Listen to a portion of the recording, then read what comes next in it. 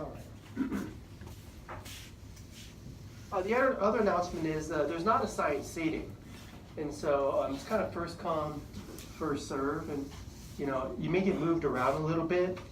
If where you sit it becomes a problem, some of you already asked me about this.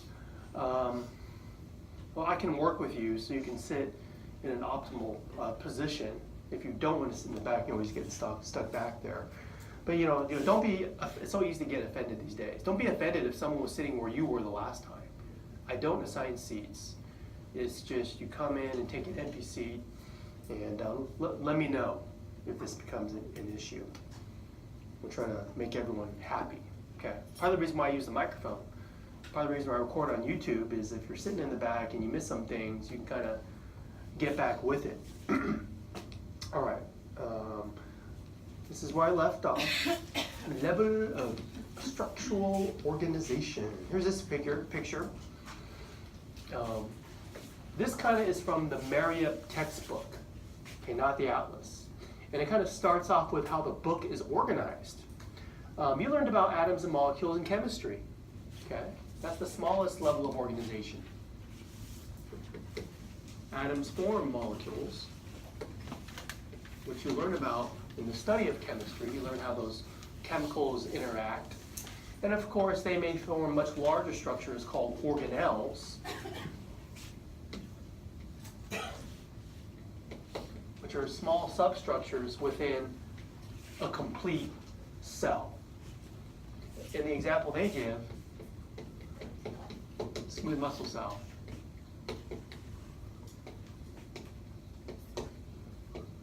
Which is pretty much a singular spindle-shaped cell with one solitary nucleus right in the middle, just like they illustrate there. So you go from small to big.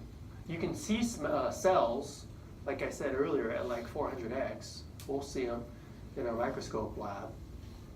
The organelles, you need a much higher magnification. You need a scanning electron microscopy to go like thousands and thousands of magnification. We can't do that here. Atoms and molecules, very difficult to view. But basically, atoms and molecules is the subject of chemistry. We'll talk some of that today. That's chapter 2. Okay. And then you go to the next level, organelles, cells. The cell is chapter 3. Okay, we'll hit that. Cells comprise tissue. So you have a smooth muscle cell. If you have a tissue, go back this way, that smooth muscle, there are different tissue types. This is one example of a tissue. By definition, a tissue has pretty much, in this example, all the same cell types. Cells comprise a tissue. Tissue is the next level of organization. That's chapter 4. The study of tissues is called histo or histology.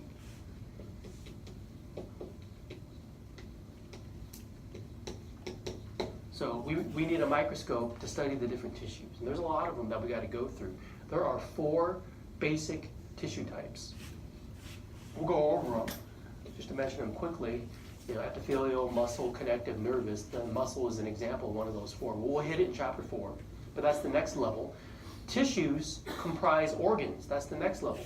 And so smooth muscle is a layer within the vessel wall, which is considered an organ.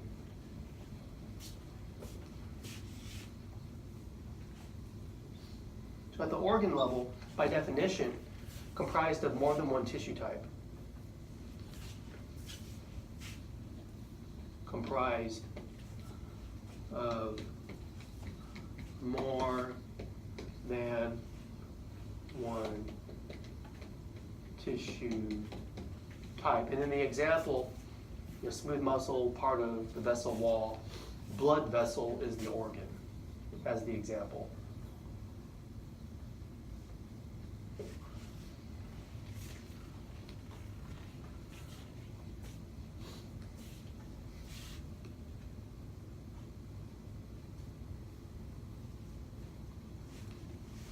So vessels carry something. A blood vessel carries blood.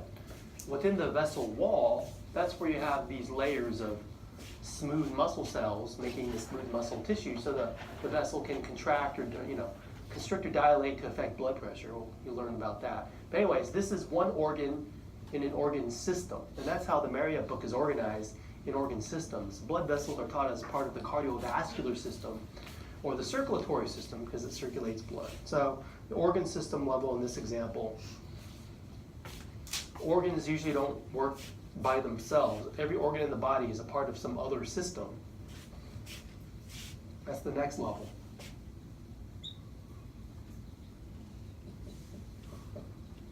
Organ systems. And the point of having many organs in a system is to accomplish some basic function.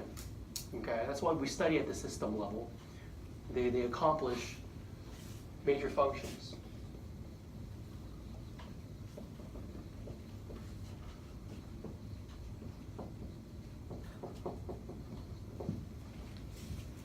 Now, when you accomplish major functions, what is the function in this example? The example of the organ system is cardiovascular system. I'll abbreviate that CVS for short, because we'll spend time talking about it in 431. But the point of that system, circulate blood.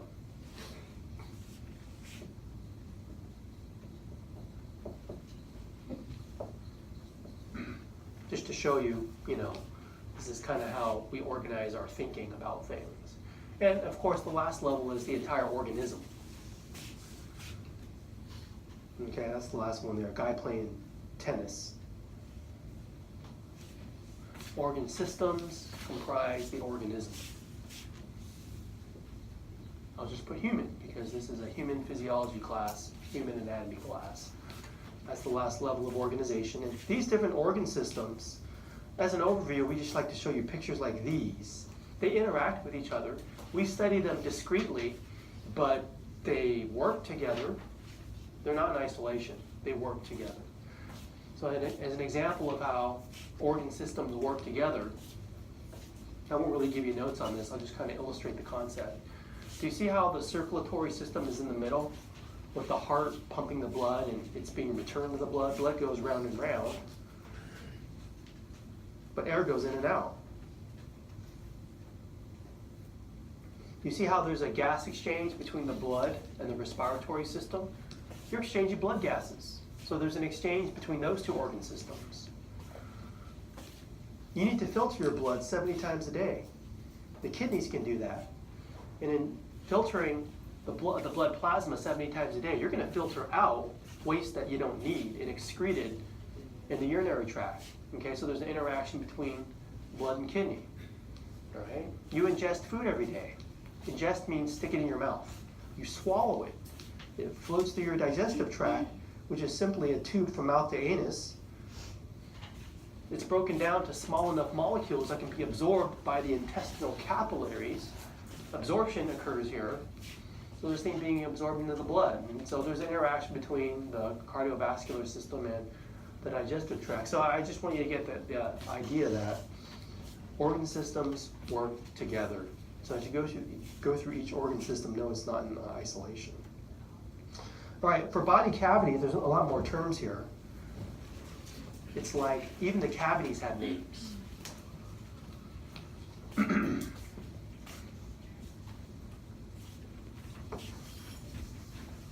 So they kind of show you an emptied out cavity, or emptied out body, and the cavities are named. I'll take you through it. This is a frontal view.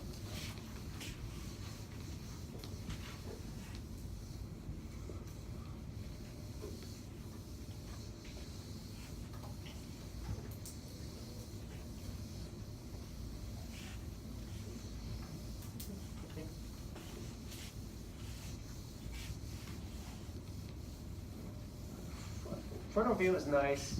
You can't see everything I want you to see for the dorsal cavity. Let me show you a side view first to start with. It's the next slide. All right, from a sagittal perspective, we see the dorsal body cavity, which houses the central nervous system.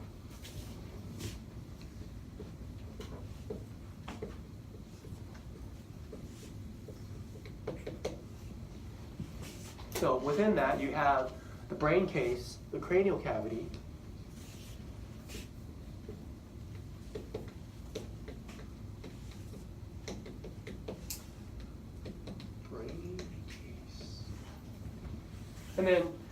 continuous with it is the vertebral cavity, where the spinal cord is.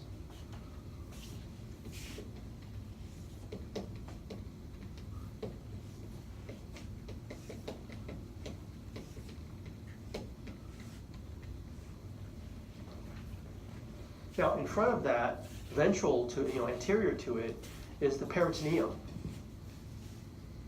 Okay, let's go with their terminology. They call it ventral body cavity, that term on the right there.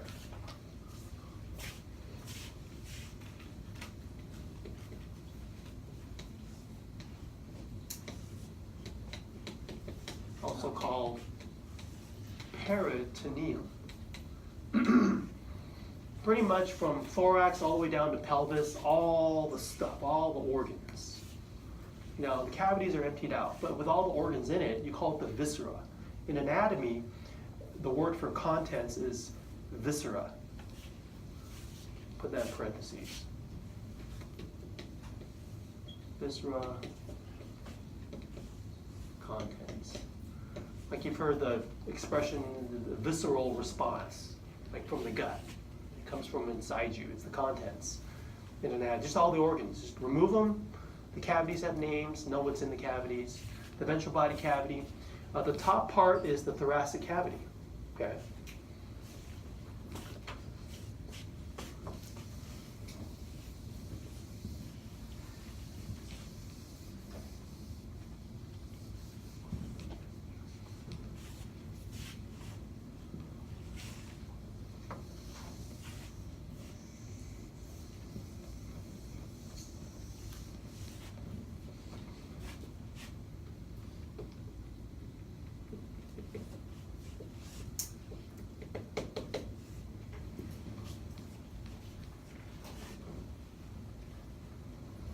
Now, the thoracic cavity, it says in the figure, basically houses heart and lungs. That's basically true. There's a little more nuanced on that. You can put that as a summary.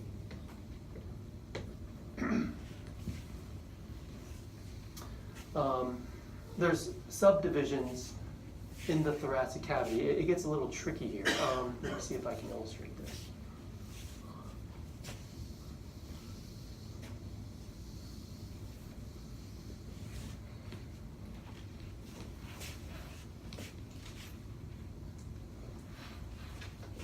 Not the best illustrator, just warning you, but I think we'll learn something. That's good enough. All right. Okay.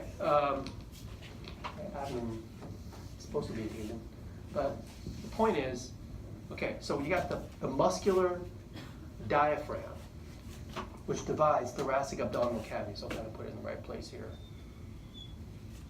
That membrane, diaphragm, which means it's your breathing muscle. Notice how I kind of drew it like a dome? When that muscle contracts, it flattens. Have you ever noticed when you take a breath in, your stomach kind of protrudes out a little bit? Because this is pushing down and all your viscera and all your guts down there. It's pushing it out. This is the dividing line between thorax up here and diaphragm down there. The definition of thoracic cavity, it's the space enclosed by the thoracic walls. Enclosed by thoracic walls. Basically, your thoracic walls is your rib cage. That space contained within that bony, conical shaped rib cage. So, it's above the diaphragm. Let me use a different color here. How about we go green line. I'll just kind of draw, pretend this is your rib cage. I'm just drawing. Okay, so thoracic walls, just to simplify. That's your thorax. Now within there, you have all these different kinds of double layered membranes. There's some called the pleura, which houses, let me just draw your lungs basically. Okay, so you got, let me do heart first. They got the heart in there. I don't want to, okay, that's space for heart. You got lungs.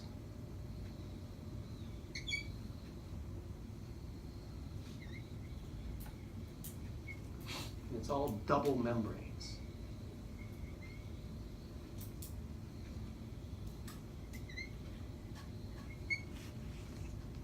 Now, the space between here and here, where your lungs actually live, or there to there for your other lung. And by the way, I should have mentioned this. When you say right and left in anatomy, it's always the patient's perspective. So is this the right lung or the left lung? It's the right lung of that patient. It's left as you look at it, but it's right lung. So, but anyways, that space is called the pulmonary cavity. The pulmonary cavity. So kind of put it, I guess, under thoracic cavity.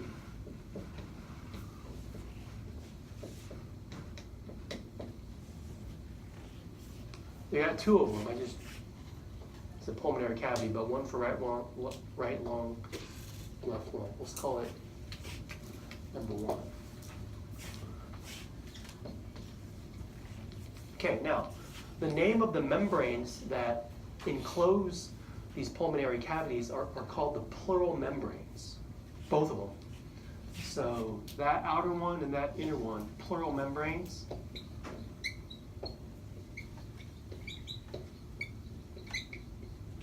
Okay, they surround the pulmonary cavity. They surround the lungs. So I'll kind of put it with pulmonary cavities. Sometimes they're just called the pleura. Sometimes they're just called pleural membranes. Now, do you see how there's a space between the two pleural membranes? Like from just there to there, that little space there, that little space, that's actually a cavity. It's called the pleural cavity. Okay.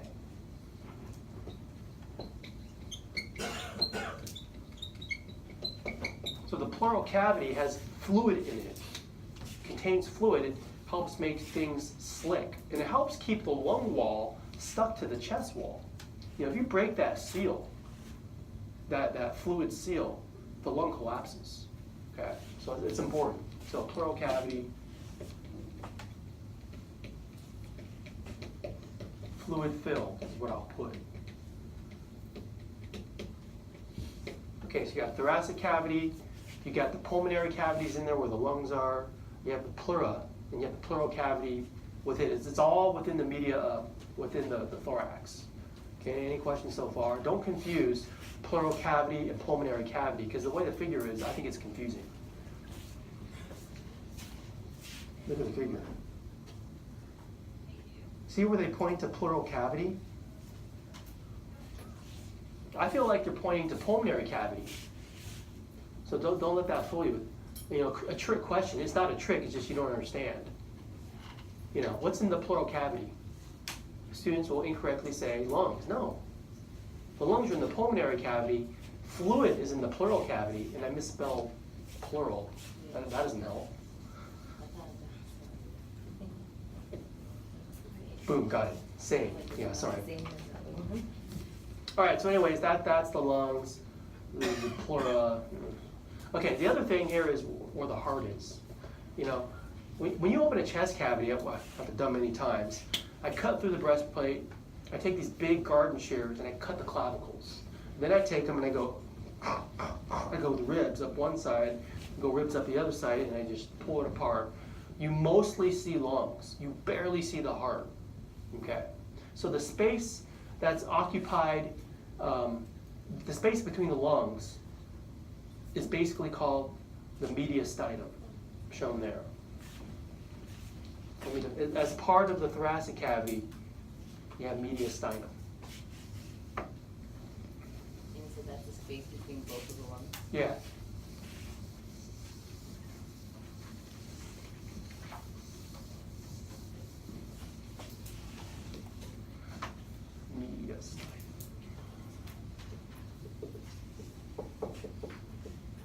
I've heard both pronunciations, mediastinum or mediastinum. I'm not sure which one is technically correct, but just spell it right. The mediastinum, space between.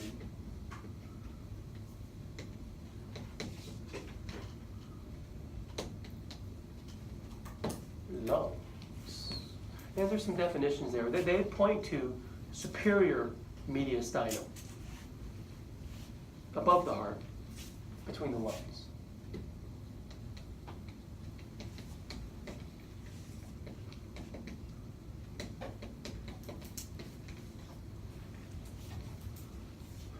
What's there? Well, there's great vessels above the heart. Like let me list a couple. Maybe you'll find aorta, your windpipe, your trachea, should be there. Your food pipe, your food tube, the esophagus gets food from mouth to stomach. That's there. Just to name a few major structures. Okay, you go below that, the space for the heart. Now that space is actually called middle mediastinum. That's where the heart is. Let me put that in, go back up here.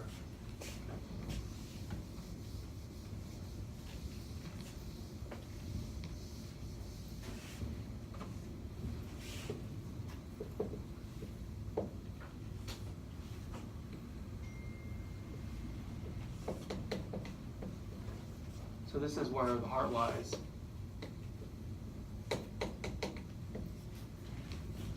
In this space right here.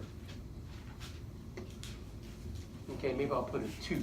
I'll put 1 for heart, I'll put 2 for lungs. I'll put 1 for lungs, 2 for heart, sorry. Okay, there we go. Okay, got it. Now, the membranes surrounding the heart is also a double membrane, just like the pleural cavities have the pleural membranes around it, okay? You have the pericardium, the pericardial layers. So this one and that one. I'm running out of room now. I'm just going to put a star.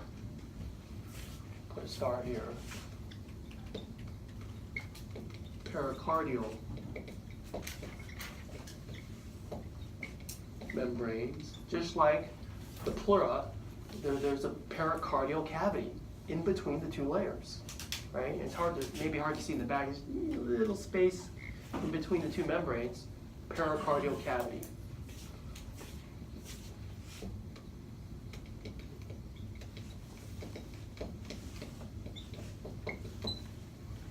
Again, a trick question. Oh, what's in the pericardial cavity? Not the heart. Fluid.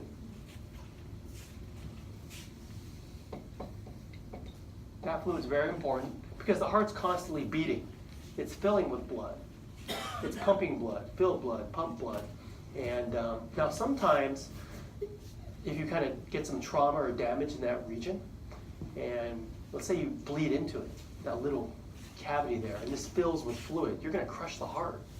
It's called a cardiac tamponade. Okay, you heard of a tampon, like what females use for menstrual, that absorbs blood? It just means bleed into it. So a tamponade means you're bleeding into this cavity, you're crushing the heart. But anyways, that's a clinical side note. You got to know that cavity, the pericardial cavity filled with fluid, those membranes surround the middle mediastinum where the heart is. So know that term. So this is all under thorax. Okay, I'm just going to move on if there's any questions about thorax.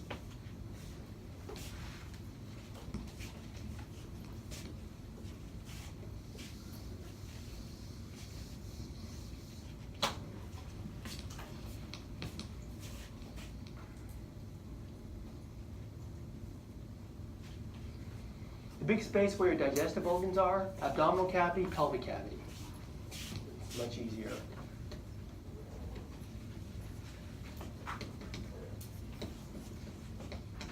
Big cavity, just put digestive viscera,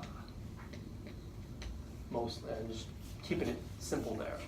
And it's continuous with the pelvic cavity. There's no membrane between them like there is for thoracic and abdominal. So I'll say pelvic cavity. It's the space within your pelvis, your hip bones, and it's continuous with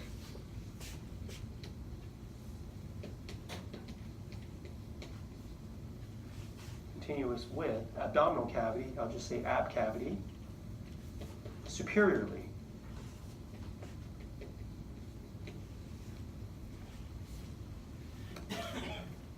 Now, the pelvic cavity will contain, urinary tract organs, reproductive organs like the uterus, the bladder. Put those as a couple of examples of what you find there. So the viscera include uterus in females, bladder in male and females.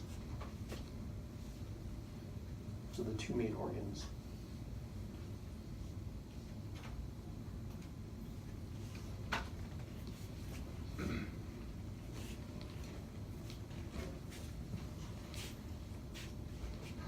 Whenever you open up cadavers, they don't give you much of a medical history. So when I get to the pelvic cavity, I'm like, I look for the uterus.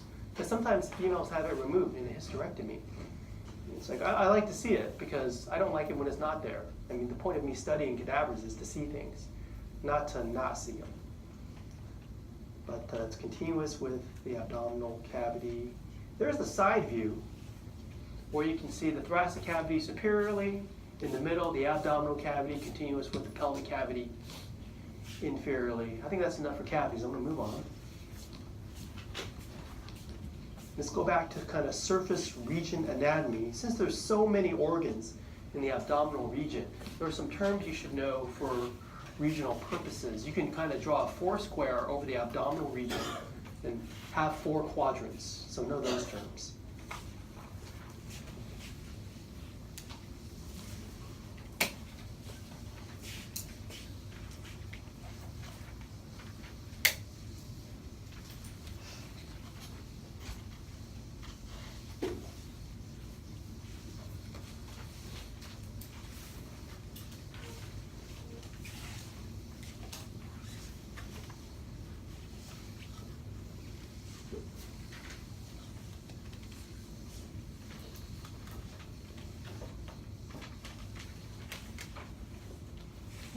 So basically, I'll just give the abbreviations but know the full term. RUQ, right, upper quadrant. LUQ. So this is right below the rib cage. So inferior to that, they usually use the umbilicus as a benchmark there. You have RLQ, LLQ for right and left lower quadrants.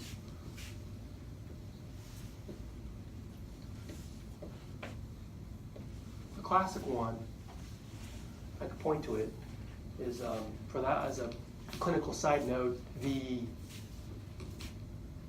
appendicitis. See that little worm thing hanging down in the right lower quadrant? In the back, if you can't see it, I'm referring to this. That's called the vermiform appendix.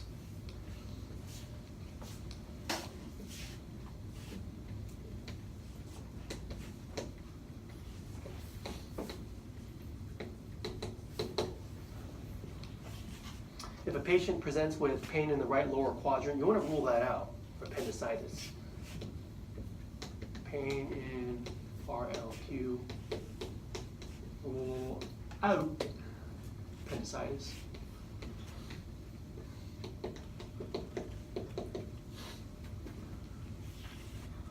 Basically what happens is, that's the beginning of the colon. It's receiving food stuff from the ileum, the distal part of the small intestine. If this gets clogged with fecal matter, because that's basically what's there, the blood circulation can get strangulated, and this can kind of basically bulge and get bigger. And you want to remove it before it bursts so you don't get fecal matter in the peritoneum. Okay, that could be life-threatening. So basically, I just want to have you know that and know the quadrants. You can also put a tic-tac-toe type of a grid over the abdominal region, have these names. Okay, so let me kind of zoom in so you can kind of see terms a little better.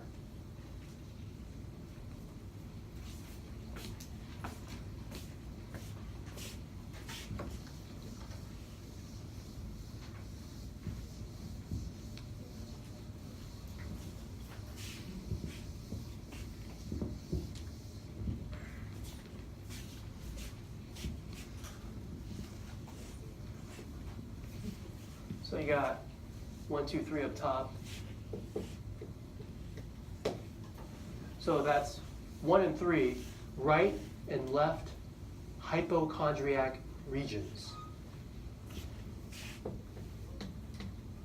Right, left hypochondriac regions.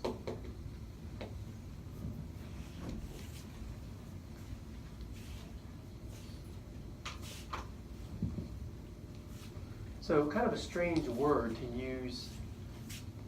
We'll break it down for you.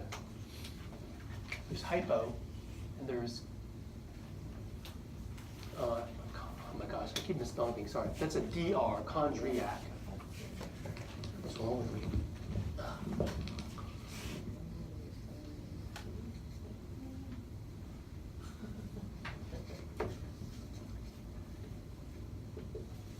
Boom, got it. Now I wanted to explain to you why they use that term. Hypo means below, less than. Chondro, or chondriac, chondro means cartilage.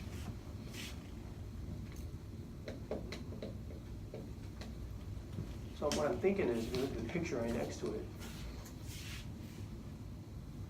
see how in those regions 1 and 3 you have parts of the rib? Those aren't ribs. Those are actually the costal cartilages of the ribs that attach them to the sternum. This is cartilage. It's not bone. This is cartilage. So all the organs like liver and spleen they're underneath cartilage. So they call them hypochondriac regions. The one in the middle, number 2, that was called epigastric.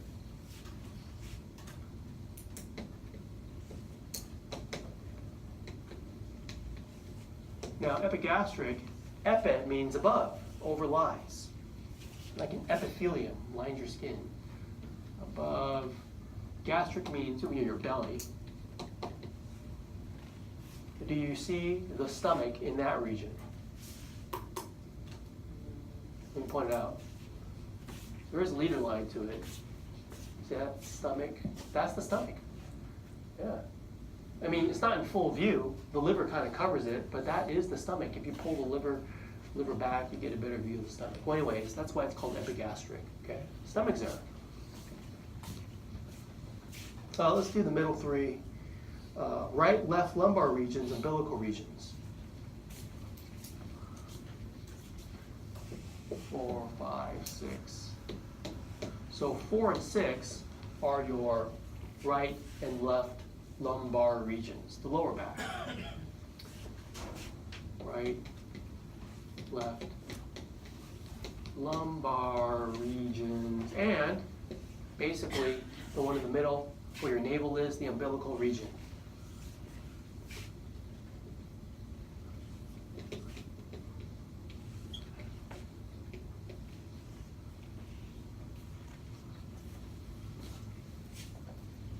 And the bottom 3, the iliac and the pubic regions, 7, 8, 9.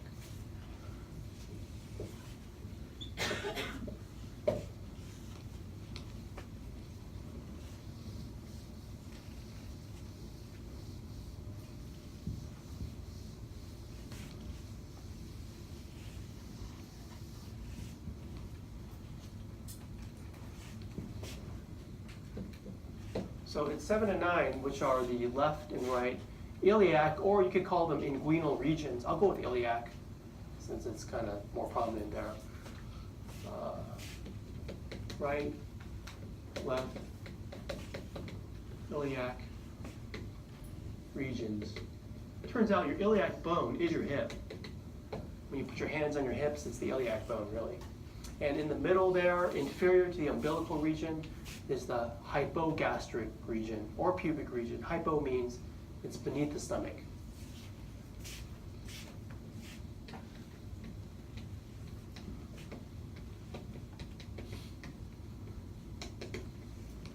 So know the 9 grids there. And in terms of language of anatomy, that's going to be it in terms of that. Now to move on to physiology, one of the first concepts we like to teach for physiology is homeostasis. Okay.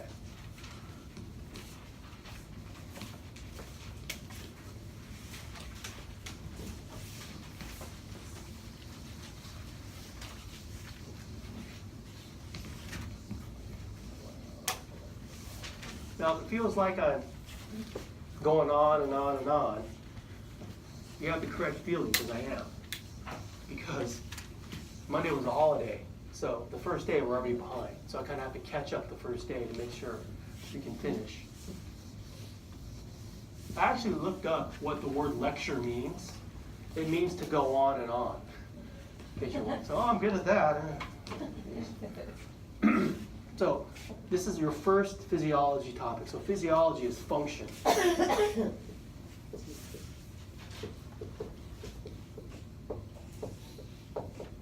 Synonymous with function. So when you study anatomy and physiology, you're studying the structure with the function. Okay? It's hard to teach the structure without talking about the function. You kind of have to know both so it makes sense to you. This is why we teach it together here. We don't teach it separately. You can take it separately. You can take anatomy, then physiology, which I did when I was a student. And it's fine, but we kind of blend it together. I think it's a little bit better to conceptualize that way. So homeostasis is one of the main functions of all the body systems. Let me give you the textbook definition to start with.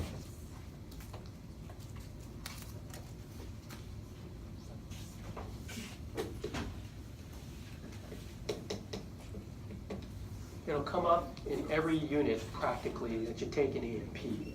It means, okay, homeostatic processes maintain internal conditions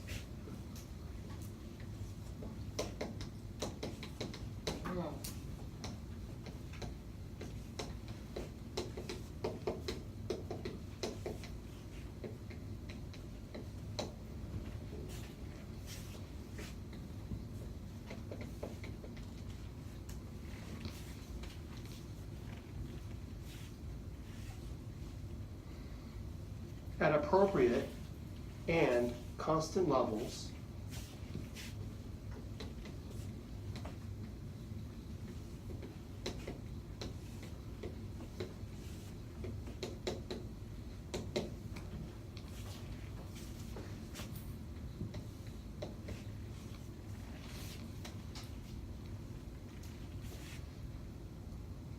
even if the external environment changes.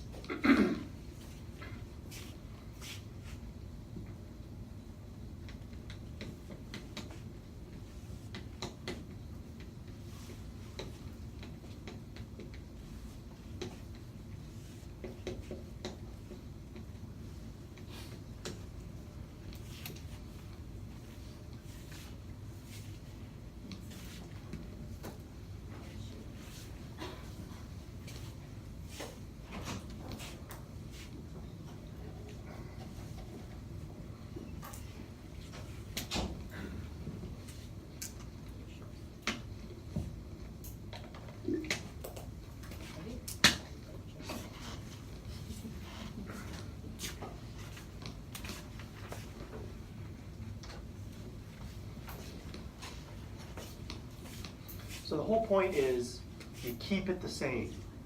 You maintain the conditions at appropriate levels, but things are going to try to change it. You always kind of, if you go out of whack, you bring it back. The baseline is what we're trying to talk about here. I mean, you go outside and it's cold, things have to happen to keep your body temperature up. And so we go through many examples here. This is a process. And the process is outlined on this slide here. And they always give these examples. Let me just show you what the process is. I'll go through it. When you study homeostatic responses, you always have to ask yourself these questions. What's the stimulus? Okay. The stimulus is the thing that's disturbing homeostasis.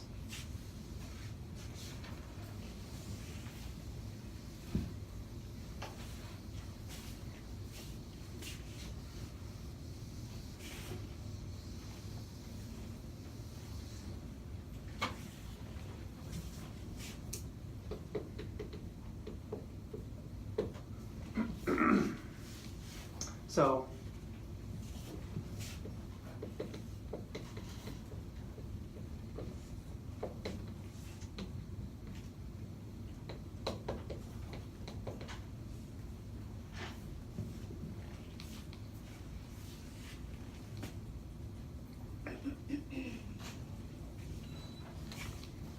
I'll take you through an example. Let me just define them first. So that's the stimulus, the whatever is getting out of whack. You have to figure that out first. Okay, well, the body has to be able to sense that. Okay, for example, if you get a pinprick, you feel that. And you respond with pain. Like the other day, I was chopping vegetables.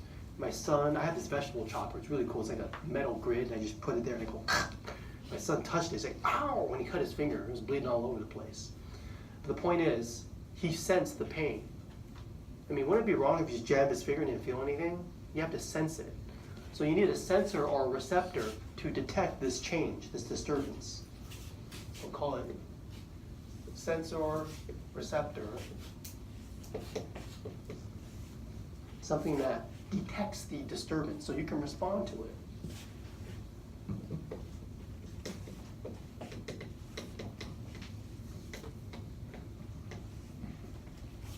Okay, so that information has to travel to the brain, to the central nervous system, so you can detect it, and so that what we call it the control center. That's going to be the next step. So the sensor detects it, sends the information to the control center.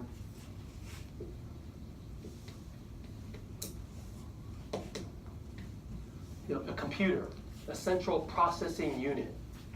You know, in humans, it's the central nervous system, it's the brain and spinal cord. Okay, your central nervous system, CNS. And what it's supposed to do for us, it's supposed to receive the incoming information, interpret it, and mobilize the correct output. Okay? So its job is to receive input. Now there's a word used in physiology that describes the signals being sent to the CNS. It's called afferent.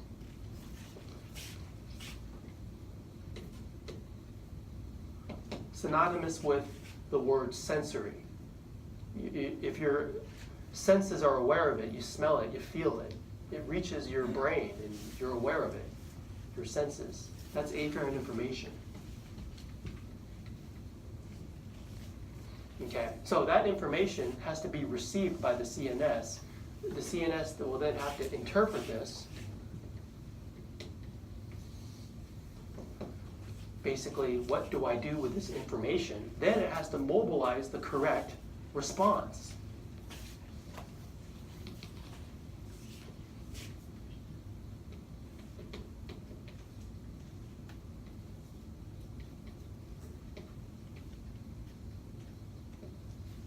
Now, the word for that, when you got the correct response, information is going to be leaving the central nervous system. Okay, and we call that not afferent, but efferent. That's the word you should associate with that. Efferent, and it's not sensory, it's motor. Motor.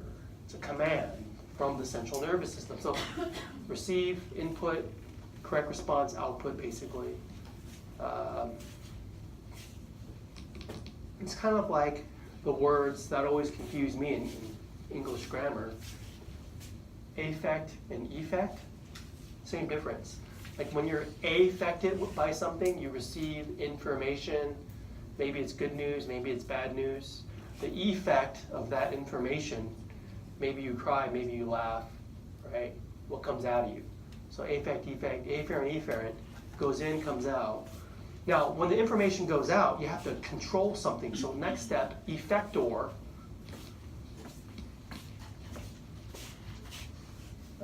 You know what? I'm running out of room here. Before I do that, let me kind of go through the example for what I have on the board before I erase it. Okay? So let's use the example they give, and we'll finish the reflex.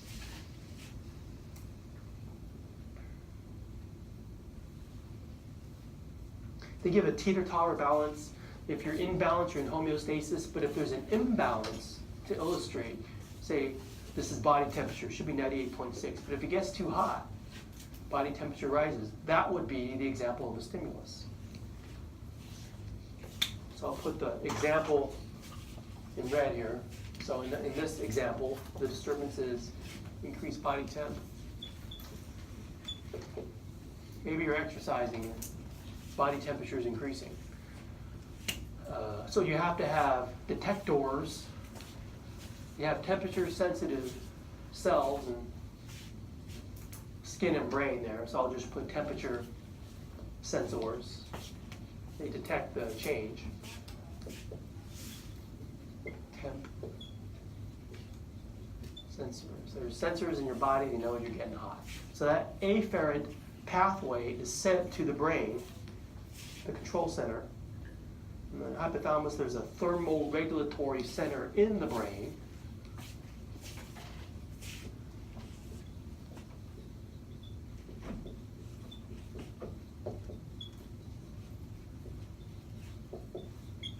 As the example. So it receives information, interprets the information, and mobilizes the correct efferent pathway, information sent away from the control center to our next thing, effectors. What are you going to affect to restore homeostasis?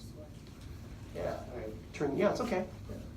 So you mobilize, correct response. Okay, so I'm going to erase the top one.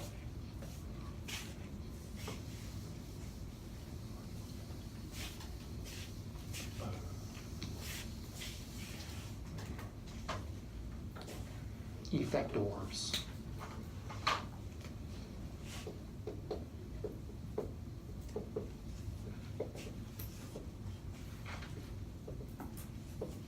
Generically, they receive the efferent commands.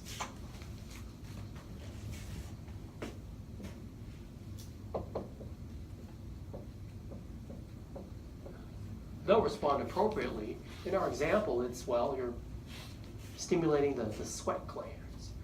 Sweating is a motor response.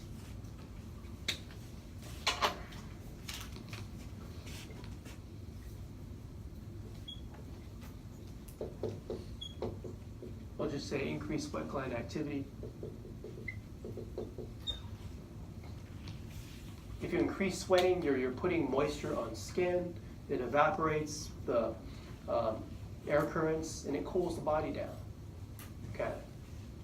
So the last one after effectors is response. What I just said.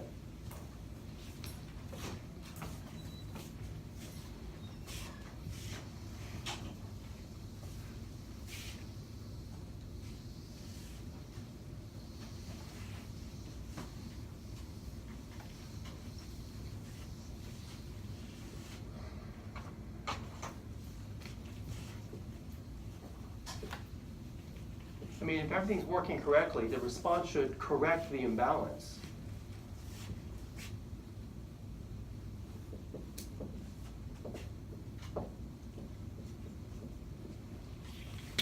So in our example, you sweat evaporates, should cool the body down.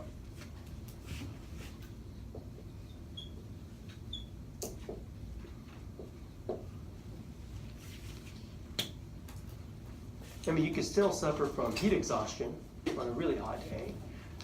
And the best way to correct this person, the person who's collapsed from heat exhaustion, you undress your underwear and you spritz them with a fan. That'd be the best way. Cool the body down. Help them restore homeostasis if they pass out. Now you could do the other one. If body temperature gets too cold, maybe you can go through it yourself, since I kind of went through it generically with you doing the 6 ones. Now, the thing I should mention after this is, once you get your response, you want to turn off the original stimulus. That's called negative feedback. And once you achieve this, you don't want to overshoot, right? You don't want to make the body too cold. So this corrects it, then shuts off original stimulus.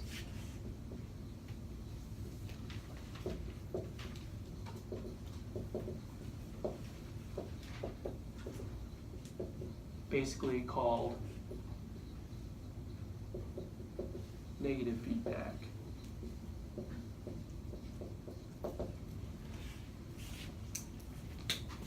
It's the next slide. Okay, I'll give another example of negative feedback. Regulation of blood glucose. Okay, let me do this with you. Let's write it here.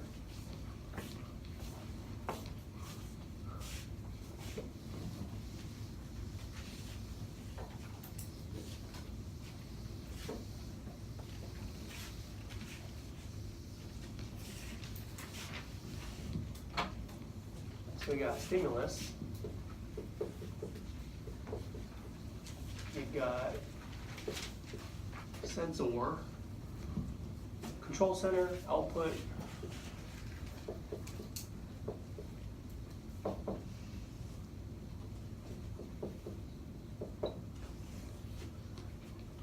effector response.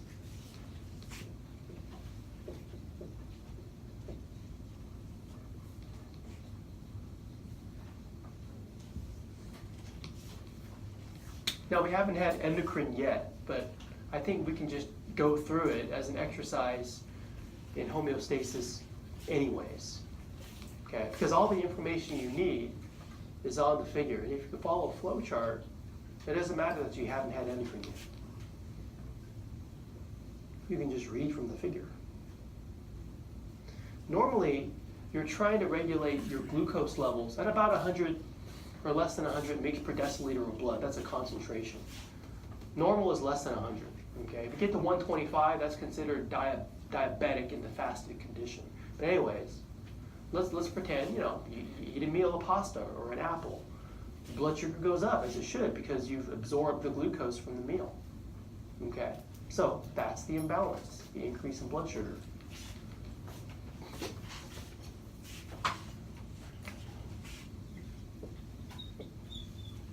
We say glucose, as we'll learn in a second here when I get to chemistry. Glucose is the circulation form of sugar. Okay. So blood sugar, blood glucose, same thing. Now, blood flows to the pancreas. The pancreas is actually a gland behind the stomach. Okay, that's where it is, and you can't tell from this picture. Anyways, there are glucose sensors there that can detect these changes. So the answer will be pancreas. It has cells in there, the blood vessels that feed it, that can kind of sense the glucose levels. Now, here's the thing. It acts as the control center as well, okay? Because it can detect it and it can mobilize the correct response, which is to secrete the right hormone. So we put it again. So the output will be the hormone it secretes into the bloodstream to correct this imbalance, which would be insulin.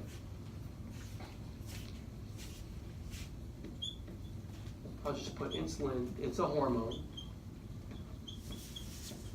You'll learn about it again in 431 in endocrine. And so in our outline here, this travels in the bloodstream, and it travels to all tissues and cells that have an insulin receptor. Okay, I'll just kind of tell you. It's mostly skeletal muscle.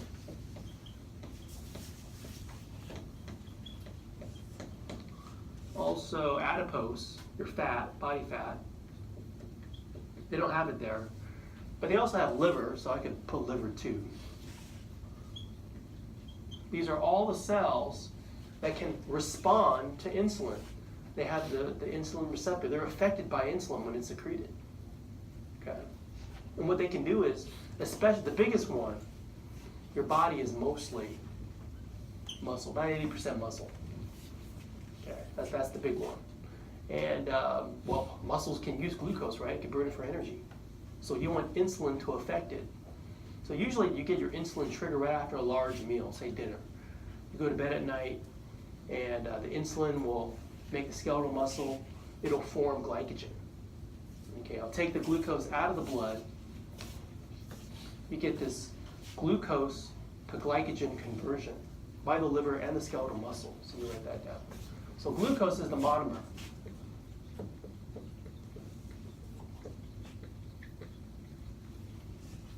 Glycogen, how you store it.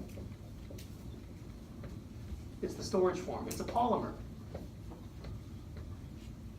So if this monomer is a single glucose molecule, take it out of your blood under the influence of insulin and link it to a polymer, starch, in plants, glycogen in us.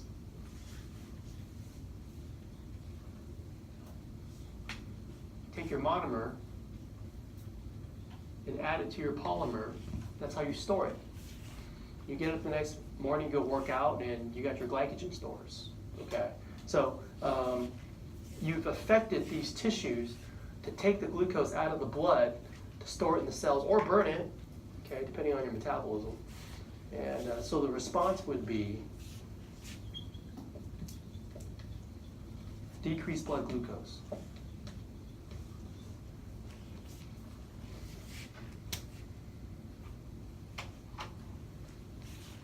Now, the imbalance goes the other way too, just like the body temp example. I'll let you do that on your own. It's going to be a different hormone, because if this is the stimulus, the response will be the opposite. But you can have the opposite stimulus and opposite response for a different hormone. Okay. Another example of negative feedback, because you're going to turn off the original stimulus.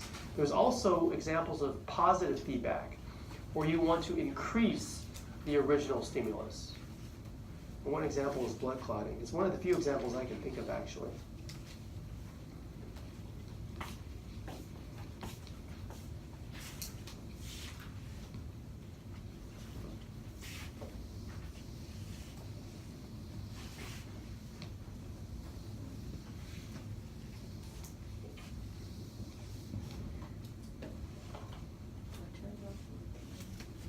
So let me define that again. I'll leave this here. This is my definition for negative feedback. So positive feedback.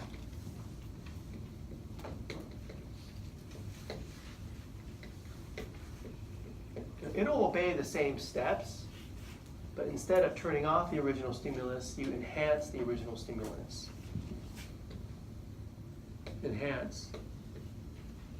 Increase. Original stimulus.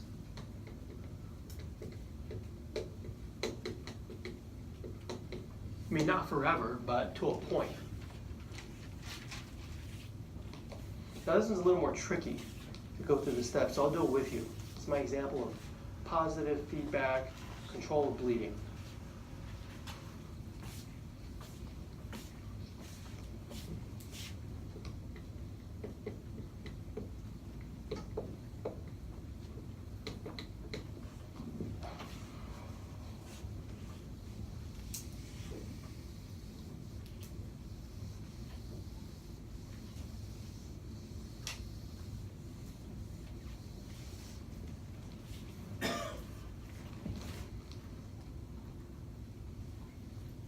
Okay, so let's just kind of go through the same steps. Obviously, you don't have to take A and P to know you want to stop the bleeding.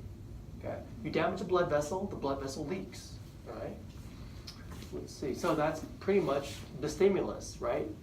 Damaged blood vessel.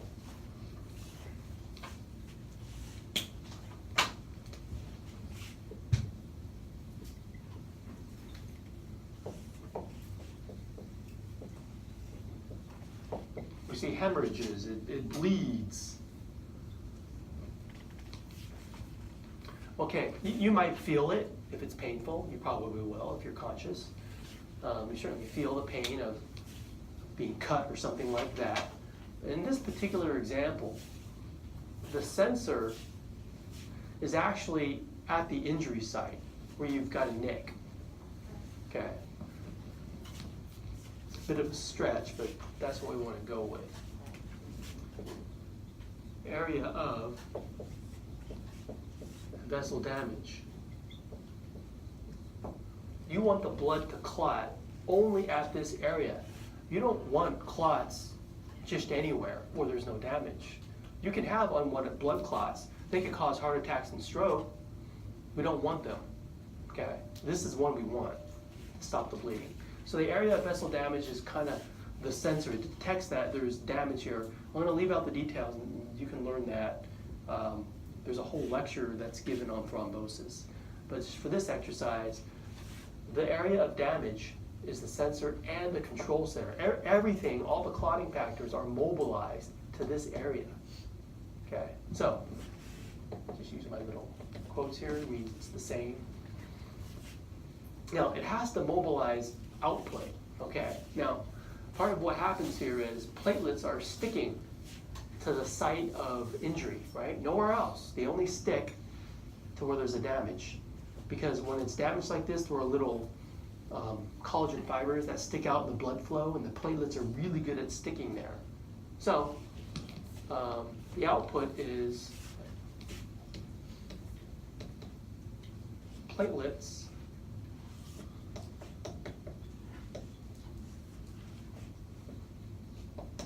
secrete, I'll use their language. They adhere, but they release chemicals. That's really the output. They're releasing chemicals. These chemicals were not here before this process got started. I said secrete. Maybe release is better. It doesn't matter. I'm not going to be a stickler on that. So the chemicals is the thing. You increase those chemicals. What's affected are more platelets. More platelets are attracted to this area because of these chemicals.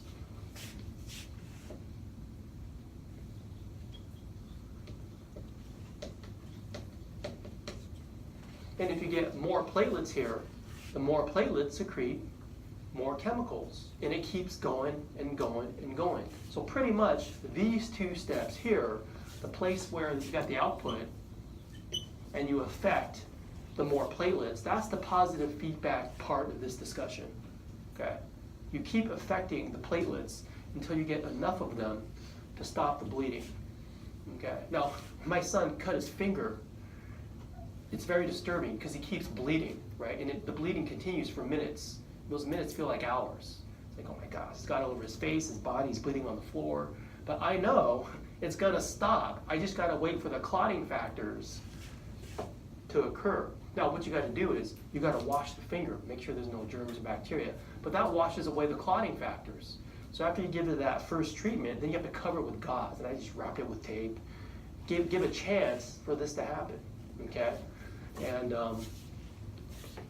basically, after a while, all the bleeding stopped. Okay, the response is this little platelet plug, and it stops the bleeding. That's when you can turn it off.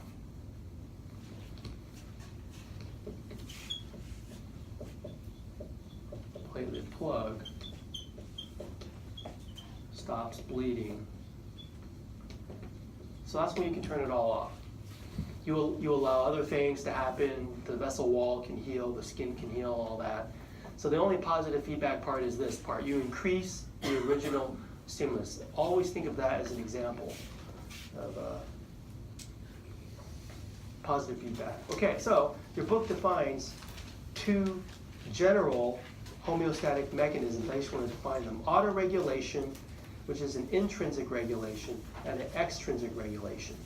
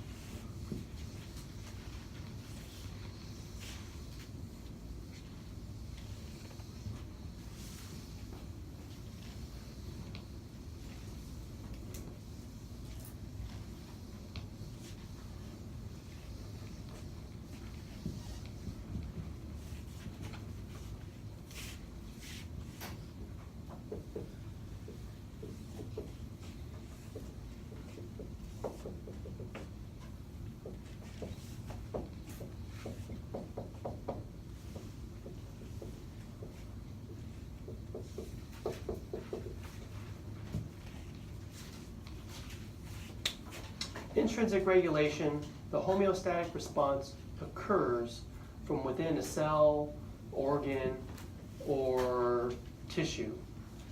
It's all within something, okay? Basically, the example I gave of blood clotting, that's a great example of intrinsic regulation. The clotting occurred all within the blood, okay?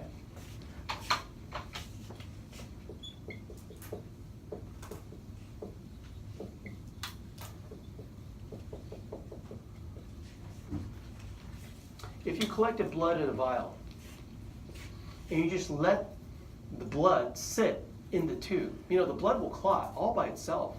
because it'll react with the charged surface of the glass tube to kick off a cascade. That'll make the blood clot. It does it all by itself. It's intrinsic. Okay. Good examples of extrinsic regulation are the two I gave for body temperature and the hormone one. Those are examples of endocrine and nervous systems entering something and affecting it. Okay. The hormone insulin affected all these tissues to lower the blood sugar. The nerves from the central nervous system affected the sweat glands to make you sweat, to cool the body down. So in human physiology, extrinsic regulation, which is most of them, is pretty much going to be endocrine, that system because of the hormones, and nervous system, CNS. Extrinsic things controlling all different functions of your body. Okay.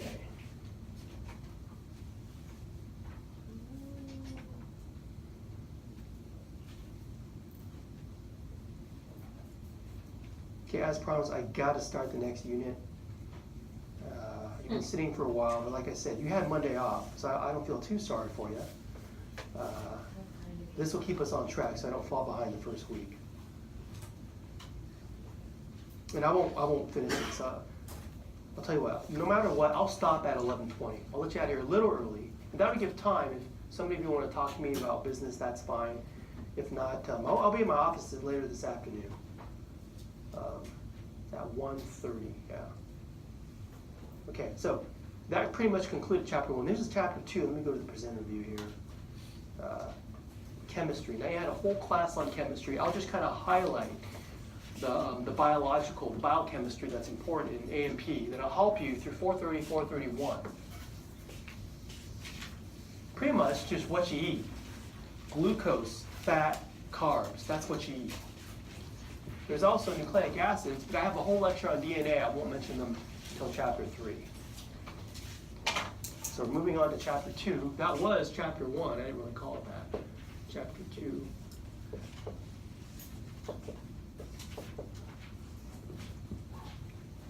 Carbs, lipids, proteins. Let me just kind of define the different carbohydrates you gotta know. I'm gonna focus on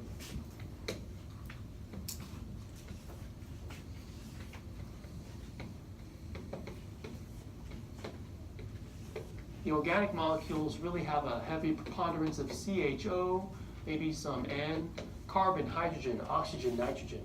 Okay. The carbohydrates are basically CHO.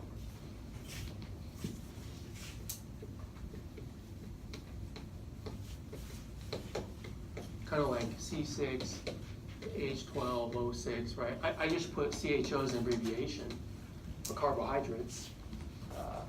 The different ones you got to know structurally are the monosaccharides, which are the monomers here. You said you wanted to memorize this? Is that what you said? Yeah. Yeah, you have to know the different monosaccharides. So, carbohydrates can be monomers.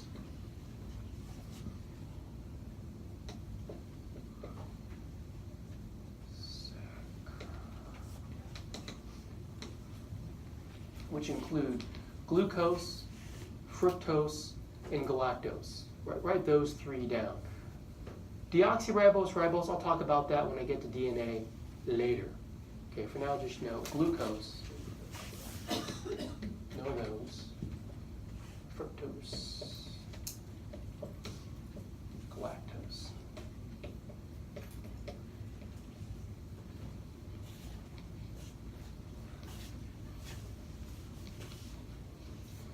I mean, glucose, I already mentioned that, that's blood sugar. You find this in fruit, fructose. Galactose, maybe it's in malt sugars. But these are all they're single molecules that you can link together to form disaccharides. Monosaccharides form disaccharides, shown here.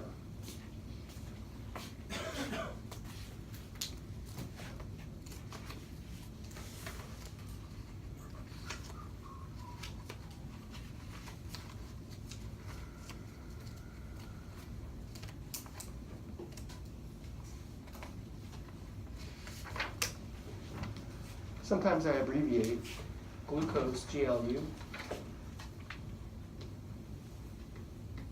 fructose, FRU, and then GAL.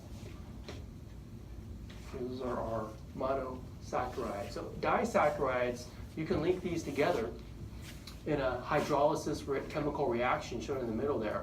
You don't really have to know the chemical reaction, just know that when you link these together, you get disaccharides.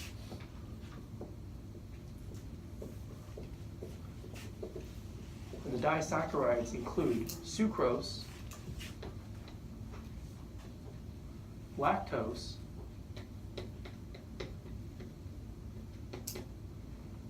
and maltose.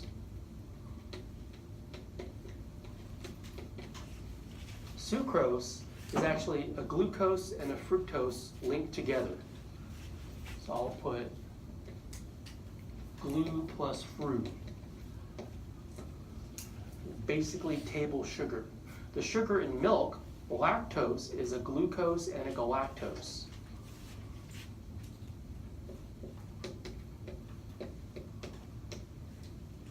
And maltose is malt sugar, basically two glucose molecules linked together, glu plus glu.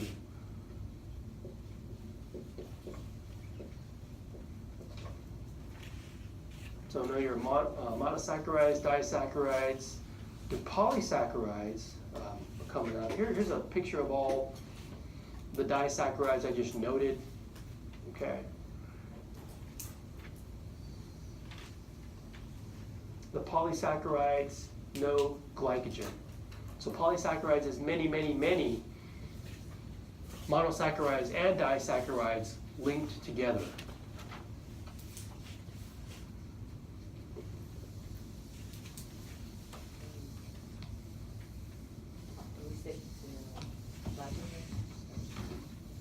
Yes, yes.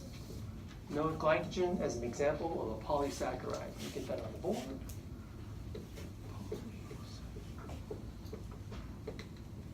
Here's our example in humans.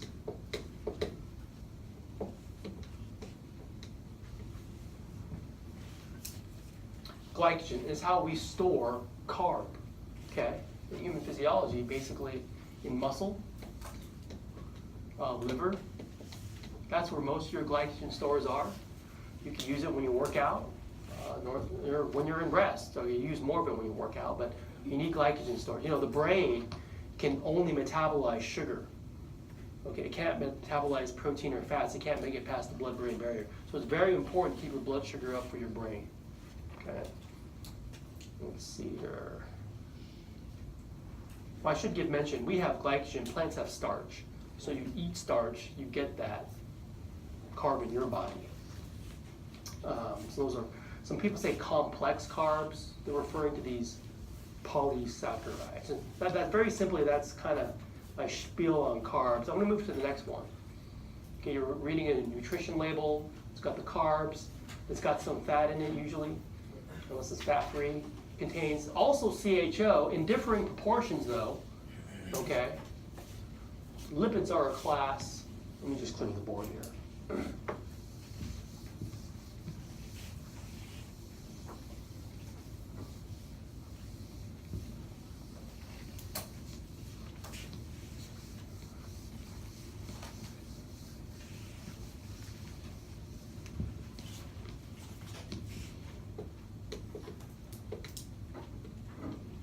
I just abbreviate them fat, or just call them lipids. Now, there are a lot of different molecules in this category. Okay, for example, triglycerides, eicosanoids, phospholipids, steroids. Let me go through them. The most notable one is triglycerides. Tri implies it's got 3 parts somewhere.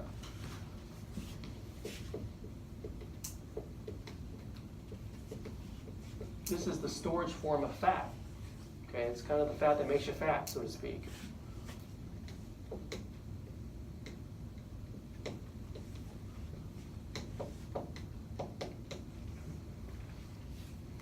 Physicians, trainers, people in health and fitness, they like to measure body fat.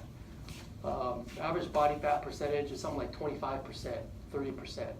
30% is considered obese. 35% body fat is considered morbid obese. Real lean people can get down to 15%, probably if you're in your 20s. Usually you start off life lean. And then as you grow up, eat ice cream, fast food, and the fat, it tends to marble in the skeletal muscle. Okay, like when you buy steak and it has all the fat marbled in, it's going to taste good, right? But it does it in our tissues too. And then once all the skeletal muscle is marbled out, you start to store it sub-Q, right? Females more in the hip, buttocks area, males more in the ab region. And that's this, triglycerides, body fat. Let's look at the triglyceride molecule. Here it is. Basically what you've got is a 3-carbon glycerol backbone, and each position you have a fatty acid chain. So it's like boom, carbon, carbon, carbon. That's the tri part. That's the glycerol part, I should say. That thing. Now each carbon position, you're going to have a fatty acid chain. I'm going to draw it this style, like chemists do. 3 of them.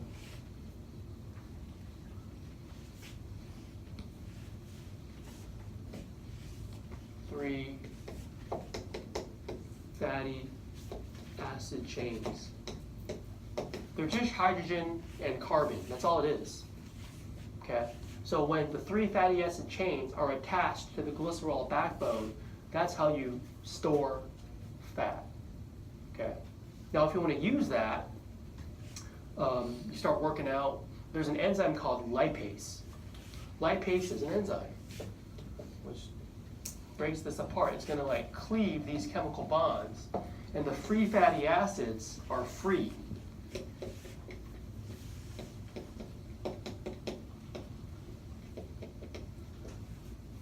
Because they can circulate in the bloodstream. And this is the molecule that can enter the muscle cell and be burned during your workout.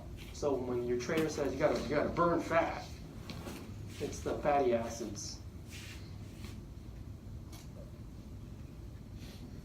So it's just a long chain.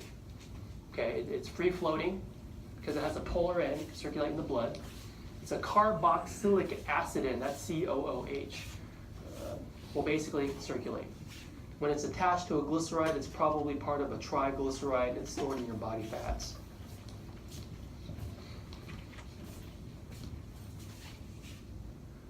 Now these chains have different names. They can be saturated, they can be unsaturated. So let's talk about what's meant by a saturated fatty acid.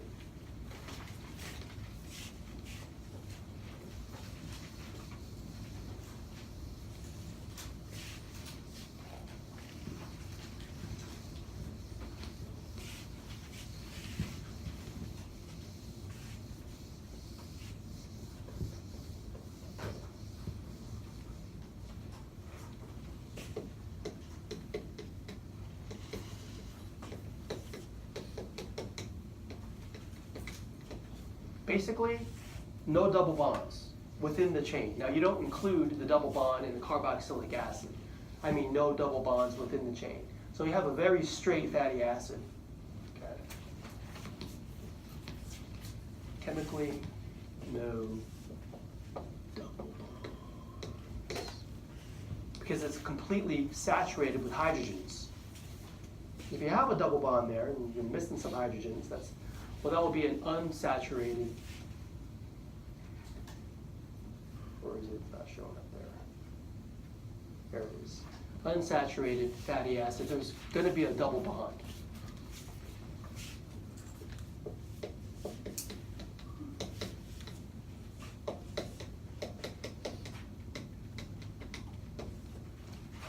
One or more double bonds.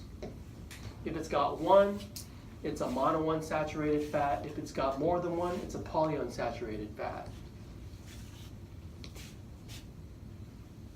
So you could be mono or poly. I'll just kind of throw those on here in front of unsaturated. It could be mono or poly.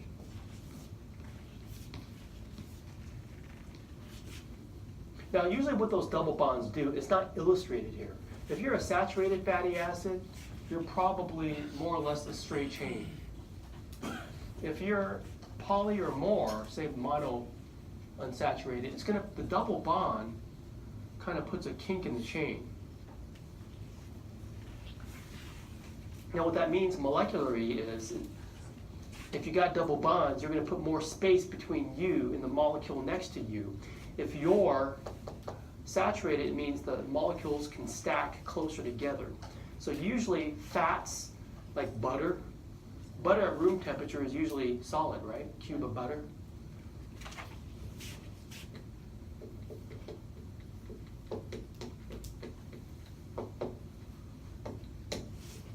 What's olive oil at room temperature?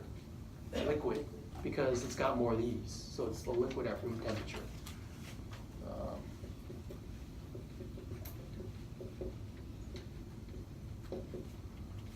Saturated fats are supposed to be worse for you. They increase the cholesterol more. So it's not that unsaturated fatty acids are healthy for you. People say that, and it's incorrect. They just are less bad. They don't raise your cholesterol as much.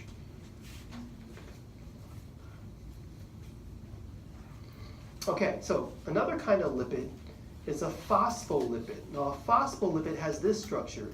It's got the glycerol backbone, but at the third position it has a phosphate group.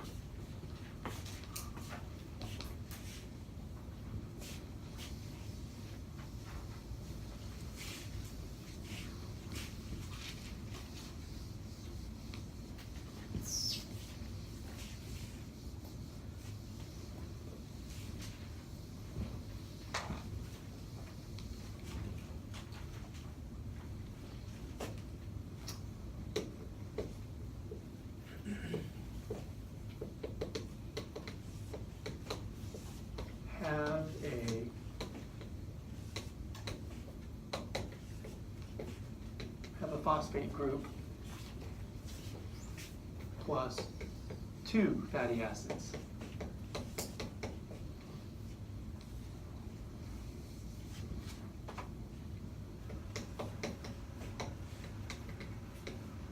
Mainly we want to know them because of they compose cell membranes. And this example here is the most common type of fatty acid, noted phosphatidylcholine, the type of phospholipid you should know. Example.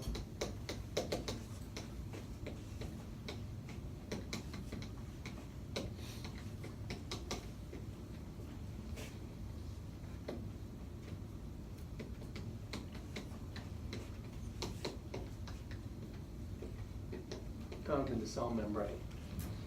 So more on that when we get to cell.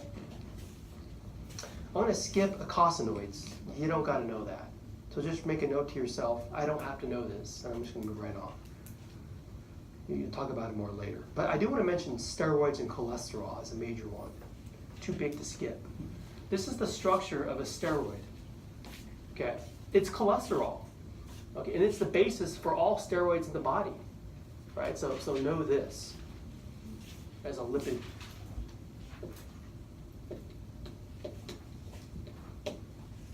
They form steroid hormones. They have this 4-carbon hydro ring structure. See those, the guy, benzene, benzene, benzene, and the other one. Anyway, let me just draw here. This general structure.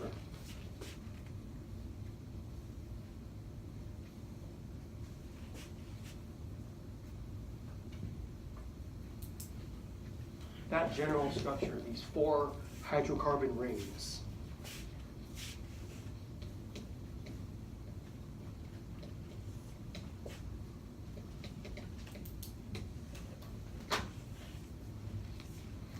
Now, people usually hear of cholesterol in medical commercials, HDL, LDL. It's these things.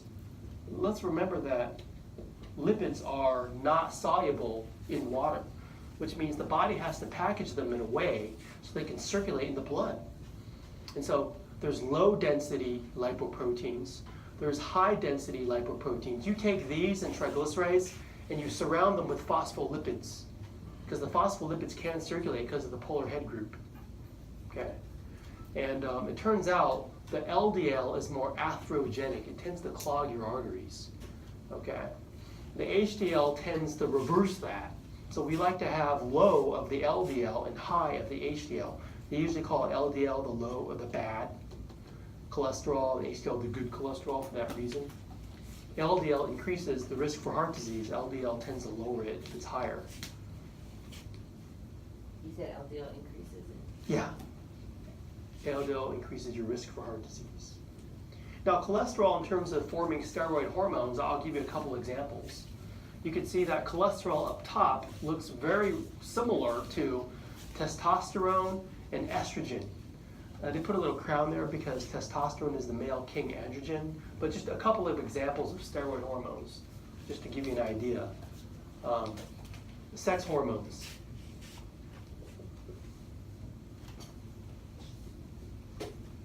Are derived from cholesterol. I'm going to stop there, dismiss class, have a great weekend. I'll pick it up here next time. Get your Scantrons. Yeah. Any questions? If you have any questions, just you're dismissed, and I'll answer your questions individually.